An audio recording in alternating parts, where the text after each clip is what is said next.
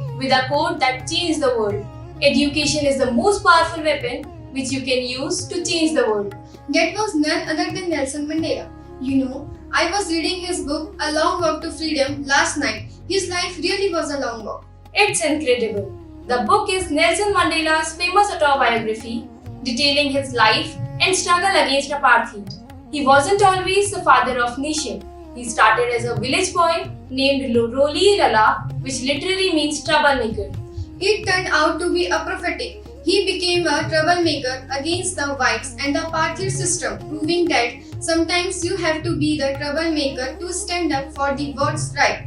Let's dive into the journey of his lifelong struggle. Well, the struggle was huge. Mandela moved to Johannesburg and saw the injustice of apartheid firsthand. He didn't just sit back, he became a lawyer to fight for those who couldn't.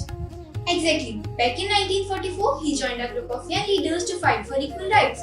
Even though government kept arresting him, he never stopped. He even told a judge that he was willing to die to make his country free. And he almost did. He spent 27 years in prison, mostly on Robben Island. Can you imagine? Nearly 3 decades behind the bars just for believing everyone is equal. 27 years, and yet he came out without bitterness. That's his greatest achievement, right?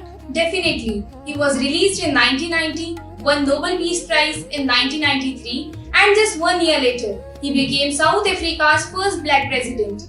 He proved that courage is not the absence of fear, but the triumph over it. Well said. Leave you today with one final thought from Mandela himself to carry with you. It always seems impossible until it's done. Thanks for watching CAN News.